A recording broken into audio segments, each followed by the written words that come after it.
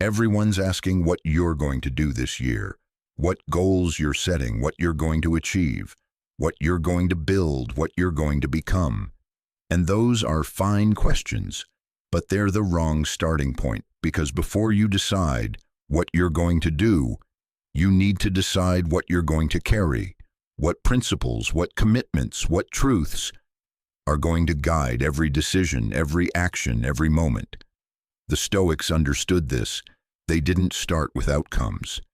They started with character, with philosophy, with the fundamental principles that would govern their lives. Marcus Aurelius didn't begin each year asking, "What will I achieve?" He asked, "Who will I be? What will I stand for? What truths will I hold, regardless of circumstances?" And that's what we're doing today. Not 5 goals, not 5 resolutions, not 5 things to accomplish, but 5 things to begin the year, with 5 foundations, 5 principles, 5 commitments, that if you carry them, everything else becomes clearer, becomes simpler, becomes possible. Because here's what most people miss. They're trying to build a better life without becoming a better person. They're trying to achieve more without establishing the character required to sustain it. They're focused on the harvest when they haven't prepared the soil. So we're preparing the soil, we're establishing the foundations, we're deciding what you're going to carry into this year, and if you carry these 5 things, if you make them non-negotiable, if you let them guide you, the outcomes will take care of themselves. Let's begin. 1. Begin with truth over comfort. The first thing you must carry into this year, the absolute foundation of everything else, is a commitment to truth over comfort, to seeing clearly even when it hurts, to calling things what they are, even when the lie feels better, and most people don't do this. They spend their entire lives managing reality, creating comfortable narratives, explaining away what they don't want to see, and they call this being positive, being hopeful, being resilient. But it's not, it's just being delusional. You're not out of shape because of genetics. You're out of shape because you don't train consistently and you eat poorly. That's the truth, uncomfortable but true. Your relationship isn't struggling because your partner doesn't understand you. It's struggling because you haven't communicated clearly, or you've chosen someone fundamentally incompatible, and you're both pretending it'll magically improve. That's the truth, uncomfortable. But true, you're not broke because the economy is bad. You're broke because you spend more than you make and you haven't developed valuable skills. That's the truth, uncomfortable but true. You're not stuck because of bad luck. You're stuck because you won't make hard decisions, won't take real risks, won't do what actually needs doing. You're waiting for perfect conditions that will never come. That's the truth, and until you start with truth, until you see clearly, without the comfortable stories, without the excuses, without the explanations, you can't change anything because you're not even dealing with reality. You're dealing with your edited version of it. Marcus Aurelius wrote to himself every day observations about his own failures, his own weaknesses, his own patterns, not to shame himself, but to see clearly, because he knew that transformation requires brutal honesty. First, so here's your commitment. This year you start with truth. When you catch yourself making excuses, you stop. You name the truth when you catch yourself explaining away a pattern that keeps hurting you. You stop, you acknowledge what's real. You stop saying I'm busy when you mean I'm prioritizing other things. You stop saying I can't when you mean I won't or I'm scared to. You stop saying they made me feel when you mean I chose this feeling in response to their action. You call things what they are not, what you wish they were not, what would make you look better. Not what preserves your self-image, just what they are. And yes, this is uncomfortable. Yes, it means admitting things you'd rather not admit. Yes, it means looking at yourself and seeing where you fall short. But comfort is the enemy of growth, and if you start the year choosing truth over comfort, choosing clarity over pleasant lies, everything else becomes possible because you can't fix what you won't see. You can't change what you're pretending. Isn't a problem you can't build on a foundation of delusion. Epictetus taught it's impossible to begin to learn what you think you already know, and every comfortable lie you tell yourself is a claim that you already know when you don't, when you're just protecting yourself from truth. So begin with this. Commit to truth over comfort, to seeing clearly, to calling things what they are, to building on reality, not fantasy, and watch how everything changes when you stop lying to yourself. 2. Begin with discipline over motivation. The second thing you must carry, the second non-negotiable foundation, is discipline over motivation. The understanding that you will never feel like doing what needs doing, and you're going to do it anyway. Everyone starts the year motivated, excited, energized. They feel ready, they feel inspired, they feel like this is finally the time, and they make commitments based on that feeling. But feeling fades usually by February, sometimes by the second week of January. And when it fades, when the excitement dies, when motivation evaporates, most people stop and they say, "I lost my motivation," as if that's a valid reason to quit. But here's the truth: motivation is irrelevant. It's nice when it's there. It makes things easier, but it's not required. Discipline is required. Discipline is showing up regardless of feeling, doing what you committed to, whether you want to or not. Moving forward without the emotional fuel of excitement. And this is the shift you must make this year. You don't wait to feel ready. You don't wait to feel motivated. You don't wait to feel inspired. You just do what you said you'd do when you said you'd do it. Regardless of how you feel, the alarm goes off. You get up. Not when you feel rested. Not when you feel energized, when the alarm goes off. The training session is scheduled. You train not when you feel strong, not when you feel motivated, when it's scheduled. The work needs doing. You do it not when inspiration strikes, not when you feel creative, when it needs doing. This is discipline, and discipline is the only thing that survives. Your worst days, your tired days, your unmotivated days. Because here's what people don't understand: feelings are temporary. They rise, they fall, they change, based on 1,000 factors you can't control. Sleep, stress, hormones, weather, circumstances. You can't build a life on feelings, they're too unstable. But discipline is stable. Discipline is deciding once and executing repeatedly. Discipline is who you are, not how you feel. Seneca wrote, "We suffer more often in imagination than in reality," and waiting for motivation is suffering in imagination. Imagining that you need to feel a certain way before you can act. You don't. You can feel tired and still train. You can feel unmotivated and still work. You can feel uncertain and still move forward. Your feelings don't have to dictate your behavior. That's the shift. That's the foundation. So begin with this. Commit to discipline over motivation, to action, regardless of feeling, to showing up whether you want to or not.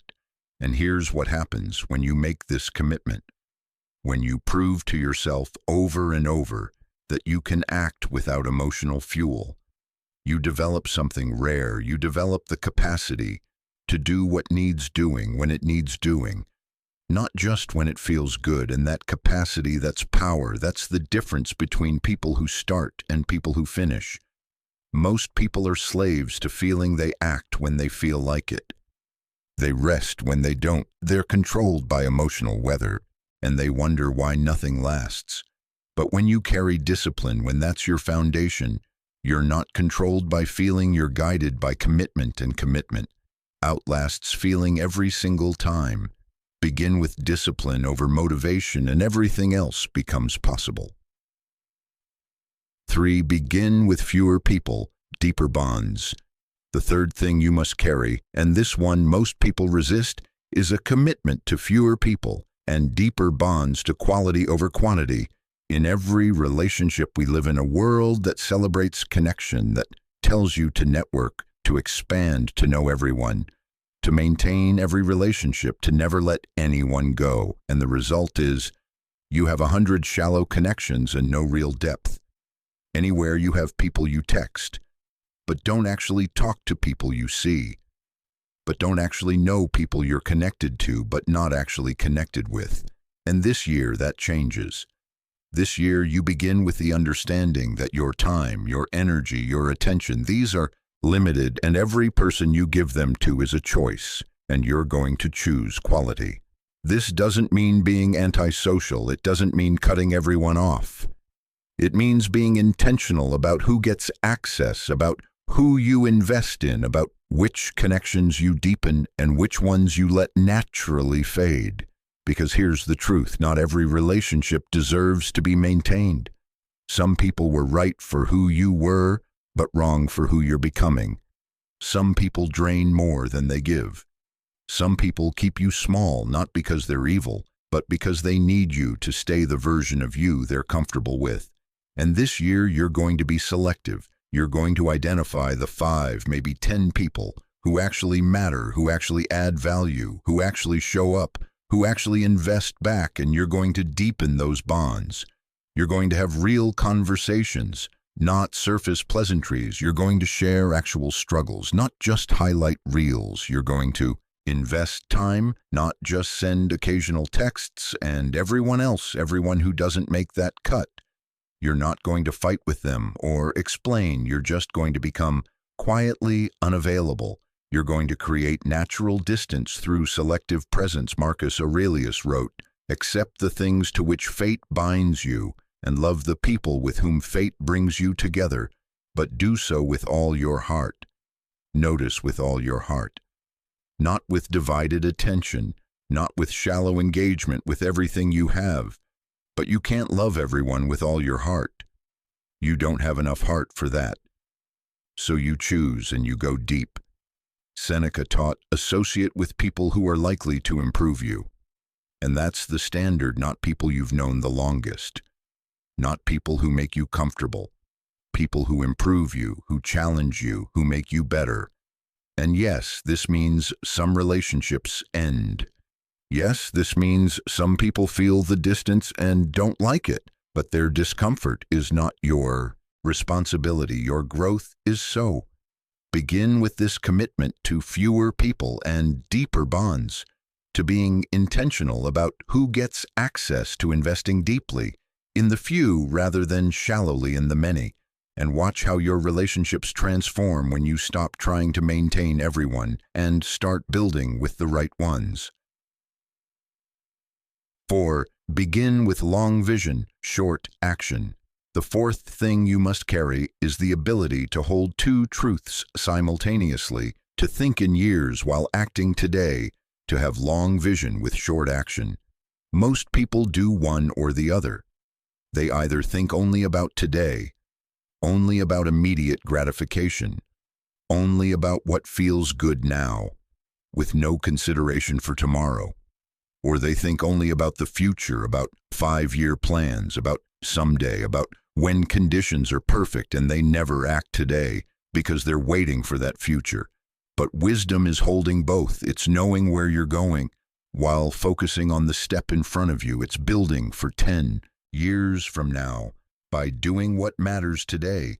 This is long vision, short action, and it's the foundation of everything that lasts, everything that compounds, everything that actually transforms.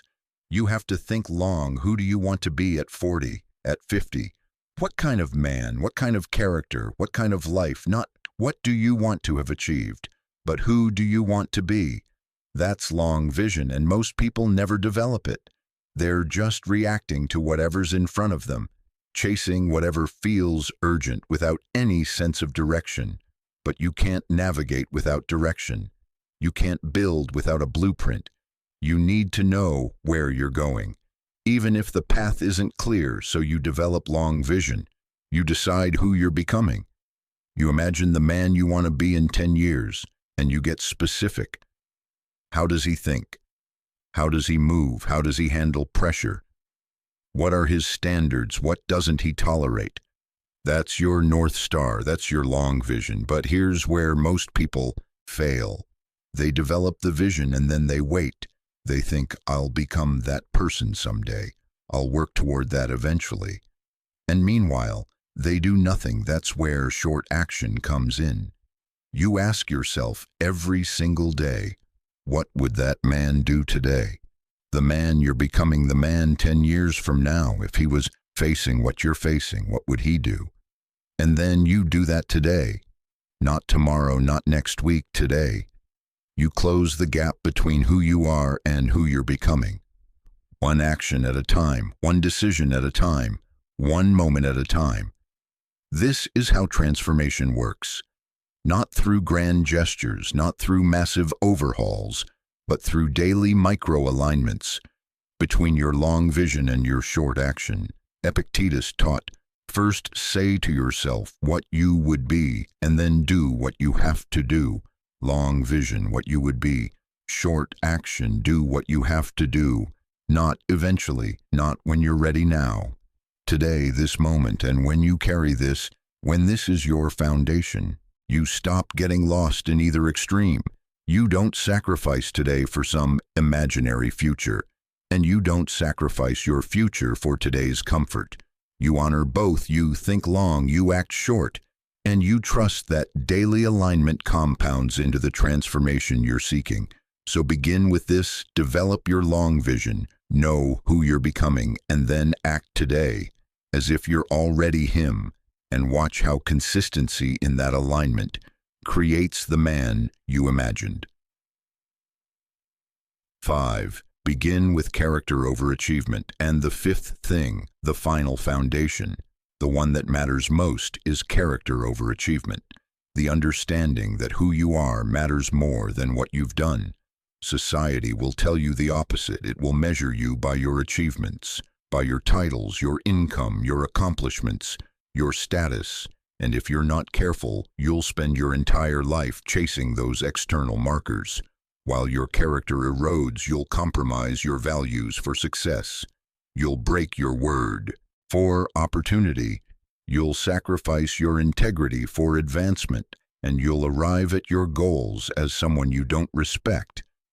But the Stoics knew different. They knew that external achievements are ultimately meaningless if they're not built on internal character.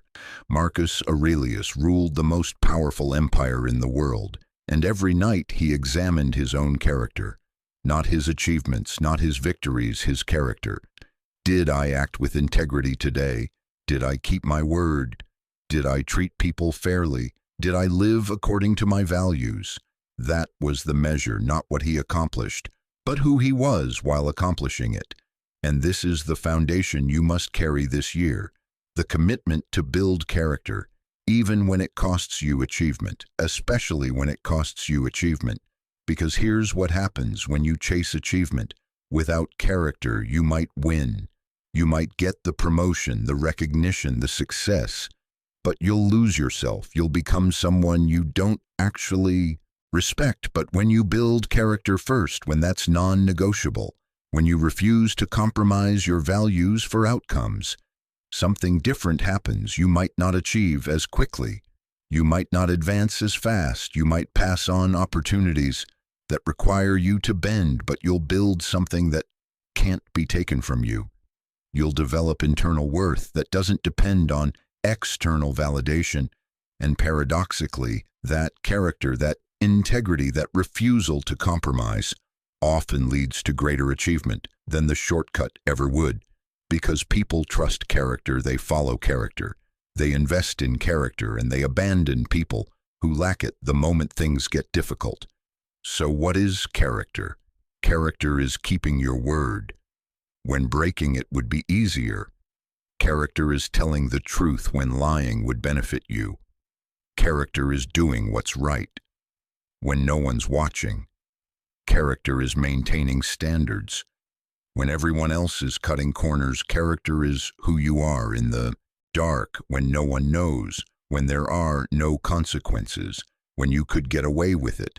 And building character requires different work than building achievement. Achievement is about goals. Character is about standards. Achievement is about doing. Character is about being. Achievement is measured externally. Character is measured internally. So this year you begin with a commitment to character, to being someone you respect, to maintaining integrity. even when it costs you. You keep your word, especially to yourself. You tell the truth, especially when it's hard. You do what's right, especially when it's costly. You maintain your values, especially when tested. And you measure your year, not by what you achieved, but by who you became. Not by the outcomes, but by the man in the mirror. Because you can lose achievements, you can lose status, money, recognition, but you can't lose character unless you give it away. Seneca wrote, "The greatest wealth is a poverty of desires, but I'd add the greatest success is richness of character." You can have everything and be nothing, or you can be someone and have that. Be enough. Begin with character over achievement and watch how everything else finds its proper place. The foundation. Now you have the 5 things: truth over comfort, discipline over motivation, fewer people, deeper bonds, long vision, short action, character over achievement. And these aren't goals. They're not resolutions. They're not things you do. They're things you carry, foundations. You build on principles. You don't negotiate. And here's how they work together. Truth shows you reality. Discipline moves you through it. Selective relationships support you. Long vision guides you. Character sustains you without truth. You're building on lies without discipline. You collapse when it's hard without deep bonds. You're alone without vision. You drift without character. You're empty. But with all 5, with these foundations solid, everything else becomes possible because you're not chasing outcomes. You're becoming someone who sees clearly, who acts regardless of feeling, who invests deeply in few, who thinks long and acts short, who values who he is over what he's achieved. And that someone, that man built on these foundations. He doesn't need motivation, doesn't need perfect conditions, doesn't need everything to align. He just carries these 5 things, and everything else follows naturally.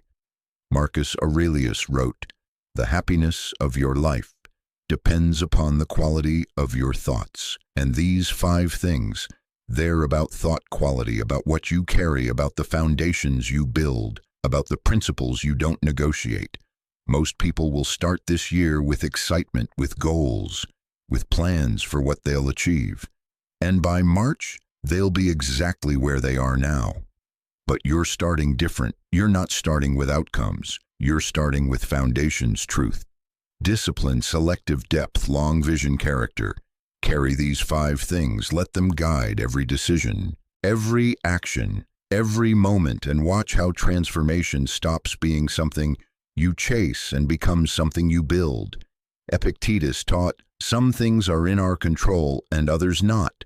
Goals, achievements, outcomes, those are partly outside your control. But these 5 things, these foundations, these principles, these are completely yours. Truth is your choice. Discipline is your choice. Who you invest in is your choice. Where you're heading is your choice. Who you become is your choice. So choose well, choose now, and carry these 5 things into this year and every year after, because they're not just for this year, they're for life. They're the foundations of every strong man, every lasting transformation. Every life that actually matters. Begin with these 5 things, and everything else will find its place. Stay focused, stay grounded. What you carry matters more than what you chase. And if you carry truth, discipline, selective depth, long vision, and character, you're already building the life you're seeking. The year doesn't wait, and neither should you. Begin now with these 5 things, and let everything else follow from that foundation.